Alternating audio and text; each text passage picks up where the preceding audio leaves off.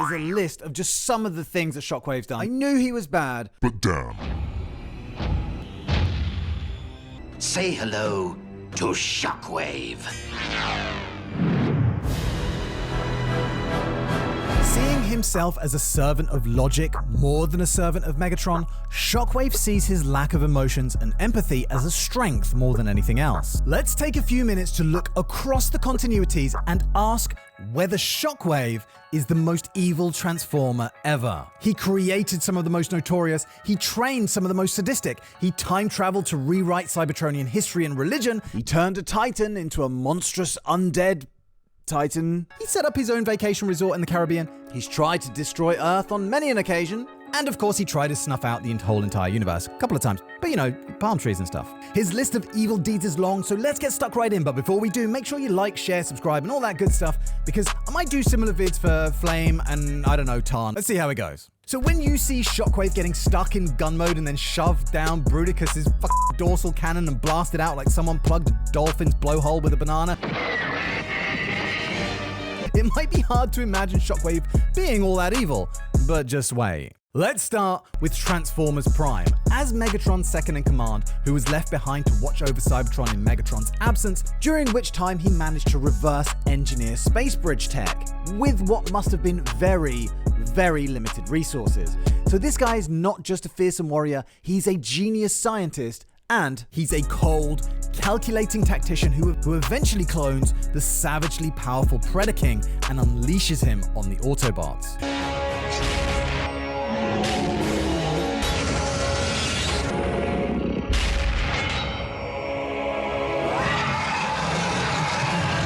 In the Marvel Comics continuity, he was commanding the ship that shot down the Transformers Ark and became stuck in tar after a confrontation with the Dinobots. He gained leadership when Megatron consumed Poison Energon. He killed a bunch of weakened Autobots and strung up their bodies, literally ripping this guy in half, and he decapitated Optimus Prime. And then he worked with Ratbat on the Club Con plot, which was, get this, running a holiday resort on a tropical island, which was actually a Decepticon war cruiser in disguise. He was going to use this base to drain energy from the Earth's ocean or something. I don't know, you know, it was fun while it lasted. Keeping it lighthearted.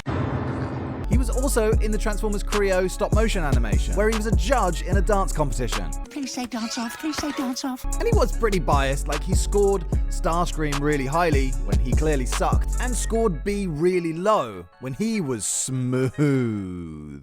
In G1, like in many continuities, he invented space bridge tech, so of course the plan to bring Cybertron to Earth, resulting in wild weather patterns across the globe, was ultimately his doing. So climate change is ultimately his fault too. The first time we saw him messing around with time travel was when he built the Chronosphere, which they were going to use to bring Energon back from the past. And also he tried to blast the aerial bots back to a time before there was even a galaxy. They're so naive. And he commanded the Decepticons in their attack against Unicron. Interestingly enough, his death was written into the original Transformers the movie script, but it didn't make the cut of the movie. But he was shown in the 2005 graphic novel as being killed by Unicron, being caught in the blast of Unicron's I-beams, which is why he wasn't in Season 3 and Season 4 of the Gen 1 series. In Transformers Energon, he was as big a threat to the Decepticons as he was to the Autobots,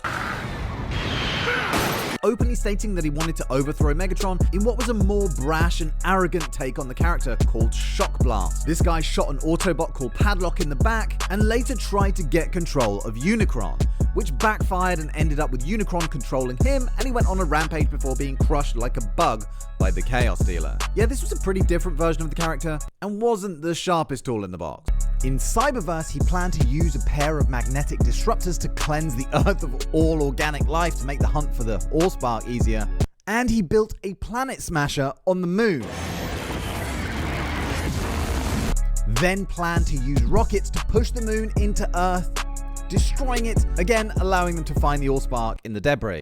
In the Fall of Cybertron comics, Shockwave might not have created Grimlock, but he was the reason that he got a dinosaur alt mode. He did horrific experiments on poor Grimmy, his machinery stripping him down to his bare components, until at one point there was almost nothing left. Basically flaying, if you think about it. Ugh. But he's also the reason he's so dumb, as he broke into Grimlock's mind and reduced a highly intelligent bot into a feral berserker. Oh, and speaking of Fall of Cybertron, I'm doing a playthrough on my gaming channel. I'm going to start off with doing Transformers Devastation, then War for Cybertron if I can find a copy, then Fall of Cybertron. Links below. Right, where were we? In the Dreamwave continuity, we saw Shockwave that would occasionally work with the Autobots, mostly because of the lack of Energon forced him to, but again, it's a good example of him putting logic above all else. He worked with Jetfire to investigate the Chaos Trinity, made up of Bludgeon, Bugly, and Mindwipe, who were messing around with the dark arts to try and open the Well of Sparks to gain the powers of the Fallen. But Shockwave cooperated with Grimlock to form a coalition to bring them down and seal the well. More on the Well of Sparks later. He then led an attack on the city of Iacon, instructing his troops to show zero mercy towards the Autobots, and later showed his power when he killed 2 Guardian robots with 1 blast from his gun mode. After they breached the Autobot base, Shockwave blasted Prowl before the whole op was messed up by Starscream when he started up a planetary engine. It had been going pretty well for the Decepticons up until this point. Starscream. Shockwave later studied Astro Train and Blitzwing to try and come up with more Transformers with multiple alt modes, but because of Energon running low at that stage, he came up with the more efficient Micromasters instead. But then they complained that they weren't getting their fair share of Energon and defected to the Autobots. Shockwave dropped them a little visit to say, fine, you're free to go if you want to, but secretly planted a tracker on them to monitor their movements. Funnily enough, one of the Micromasters, Flanker, did change his mind and wanted to come back to the Decepticons, but Shockwave tossed him to some cannibalistic Insecticons to be splattered and devoured, again showing that at no point were the Micromasters meaningful to him. He just saw them as a way to further his goal.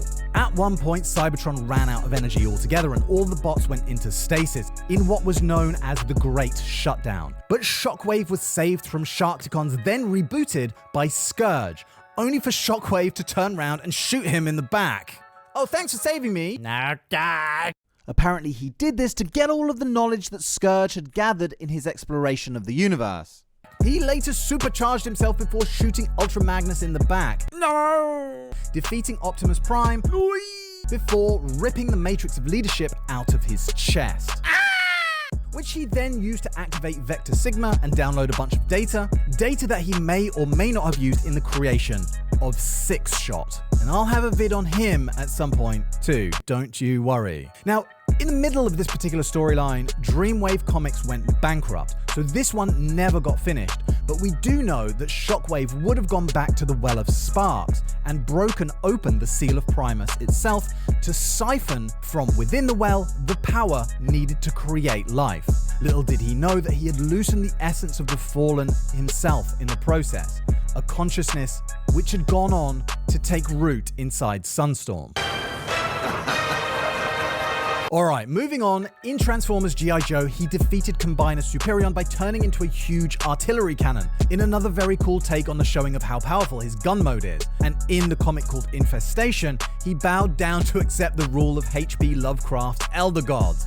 More about that in my Wildest Transformer crossovers vid, which will also definitely include the time Shockwave became a ghost in Transformers Ghostbusters, and how, because of Shockwave's space bridge tech, which malfunctioned to open a portal between realities, causing the Cybertronians to cross over into the My Little Pony universe of Equestria, which gave us that mad crossover where, from what I understand, Shockwave was going to make ponies into Energon. I don't know, I haven't looked into that one yet. In the 2014 Transformers vs. G.I. Joe, he tipped over an aircraft carrier before incinerating a bunch of humans with his I-beam while yelling, "Fry your hands!" I don't know. In Of Masters and Mayhem, he tried to engineer a bot based on Optimus, but the experiment went awry and it somehow developed the ability to produce a toxic sludge, hence it becoming known as Toxitron, before it escaped and murdered his creators Loudpedal and Oil Slick.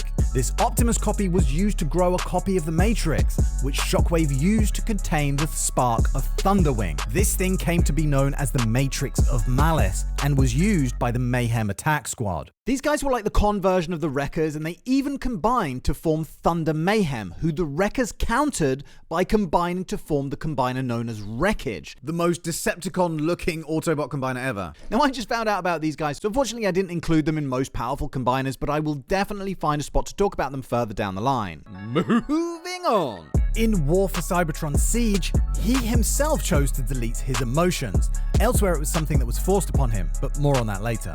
He discovered that the Allspark was real and planned to mess with the Allspark's energy to convert all Autobots into Decepticons, something which Megatron thought was kind of extreme. He was kind of hesitant about it. But if you thought that was bad, he tortured Ultra Magnus after the dude willingly gave himself up, and then came up with a virus to destroy the Alpha Trion protocols that Magnus's death had unleashed. And he used Magnus's corpse to unleash the virus despite a worry that it could damage Cybertron's infrastructure. Nah, don't worry about that. This whole thing did reveal the Autobot arc though, so winner winner chicken dinner. After the Allspark was thrown into the space bridge and the Autobots pursued it on the arc, Shockwave persuaded Megatron to harvest energon from his own troops to use in his completion of an enormous battlecruiser called the Nemesis, an act that shocked even Megatron, but he eventually went along with it anyway. So Megsy left to follow the arc, and Shockwave stayed behind. So what did he do? Yep, he harvested a bunch more Decepticons to power himself and his guards. God knows what he would have done to Elita 1 here had this alarm not gone off. And developed cloaking tech for himself. I mean, morally horrific, but I bet he had a load of fun with that. Morally dubious fun. But we definitely need to spend a little while talking about the IDW version of Shockwave, because his actions spanned hundreds of thousands of years and had consequences for the entire universe. But to get a good picture of who this guy is, we need to look at his backstory. So long before the Cybertronian Civil War, he was a prodigal student of Jyaxus. At this stage, Shockwave was far from the guy we know. He was pretty expressive and emotional, changing his color often and frequently having emotional outbursts. As the Cybertronian Empire grew, they needed more and more energon to fuel their expansion. Hearing of the prophecy of Dark Cybertron, Shockwave sets about creating a self-sustaining energy source, so started experimenting with ores created from distilled energon. Jyaxus was humiliated when his creation Monstructor was beaten by Omega Supreme, so Jyaxus left aboard an ark, leaving Shockwave to pick up his mantle, and he started studying ancient Cybertronian history, including the 13, being the first 13 Transformers created by Primus, each hugely powerful and a prime in their own right. And as it turns out, Shocky Baby had a hand in that too, so we'll come back to that. Shocky Baby. Anyway, Shockwave became a senator and spent loads of the Treasury's dollar on research projects that saw him founding many off-world colonies, helping the supernaturally gifted Transformers called Outliers, vid coming on them soon, meeting the legendary Omega Guardians, and he even learned of a mythical artifact called the Magnificence. Growing dissatisfied with the Senate, he modified a few select Cybertronians to be able to carry the Matrix of Leadership in their chests, in the hope that one of them would become Prime and steer the society away from the corrupt ways of the Senate. Among them was a certain security bot called Orion Pax. So Shockwave, a pretty productive member of Cybertronian society so far, right? The corruption in the Senate was proven when the current Prime Nominus was assassinated by Sentinel, with Senator Shockwave next on his list, basically because Sentinel hated Outliers. And so they subjected him not only to shadow play, a process where his emotion processors were cut out to forever alter his personality, but Sentinel also subjected him to Imperator, a punishment that involved removing his hands and head and replacing them with generic ones. All that gave us the Shockwave we are familiar with, but rather than subdue and subjugate our guy and make him fall into line like what they wanted, all the Senate did was remove his morality, with him instead falling back on the cold, unfeeling ruthlessness that is logic. He joined the Decepticons and agreed to give Megatron a combiner for his arsenal, in exchange for a lab and funding to continue his research. He then went back to his plan for a self-sustaining energy source, which was now coined Regenesis, and involves shooting a bunch of missiles, each loaded with a different ore, to a selection of different planets to see how they would develop under the differing planetary conditions. He spent 500,000 years traveling from planet to planet studying the properties of the ores on these planets, one including Earth. But just think about that, even in Cybertronian terms, that's a big chunk of years. That is the patience and meticulousness that we're talking about here. Anyway, he found that one ore had become a highly volatile explosive, one could suck the life force from everything around it, and one even had the ability to transcend time and give him brief glimpses of the future. Like he even shot Dreadwing dead just to test one of these ores, just to see if the ore would bring him back to life. Thankfully for Dreadwing, it did. Whilst he was on Earth studying one of these ores, he started another particularly cruel experiment. He happened to come across the Maximals, managed to erase their memories, and brainwash them into thinking that they were other important figures from the Cybertronian War, then set them about ripping chunks out of each other for years so he could wargame and analyze. Jesus, man. He removed the Achilles virus from Overlord, which was a great idea. See, Overlord was nearly invincible because of the processes Megatron put him through, but Megatron didn't want his newest superweapon turning against him, oh no. So he had Shockwave install a failsafe virus. But to bargain his freedom from prison Garrus 9, he agreed to remove it. Overlord being one of the murderiest, sadistic, murderers that ever sailed the seven seas. Oh, I lost my train of thought. Then later, after Megatron was catastrophically damaged, Shockwave rebuilt Megatron into this terrifying form, which somehow included a space bridge, which we'll come back to. Shockwave used parts of Megatron's old body to make copies of his gun mode to distribute amongst the human population, knowing that they would inevitably turn them on each other and pew-pew each other into oblivion. Later, when he needed space bridge tech, Shockwave casually went in, messed around with Megatron's body, and zoink, yep, you've got Nova Prime and Galvatron stargating their way through his chest. Interestingly, Shockwave was one of the few Decepticons that wasn't pulled into forming the colossal behemoth known as the Deceptigod, when all other Decepticons were, and he just stood and watched as Megatron took it on by himself. Now, the reason he wasn't pulled into this was because the entity that took control of the rest of the Decepticons, the Devoids, used their belief in the Decepticon cause to take control of their minds.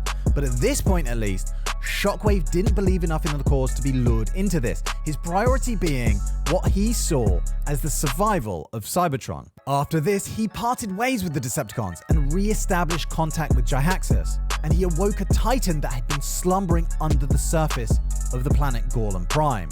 The ore too began reacting with the ore within the Titan, which created a fearsome Necro-Titan, basically a zombie version of Metroplex, which, using Waspinator's bee stinger, yeah, you heard that right, Shockwave controlled to devastate the city of Iacon. Now, the reason he did this was to lure Metroplex back to Cybertron, bringing the Ore 7 with him, and in so doing, all of the ores that Shockwave had scattered across space were now on the same planet. Uniting the Ore 7 with the Ore 2 and Ore 14 put the power of life and death in Shockwave's hands. Merging Ore 6 with Ore 8 granted him control of the potential energy of all matter, and fusing Ore 1 and Ore 13 bent the fabric of time to his will.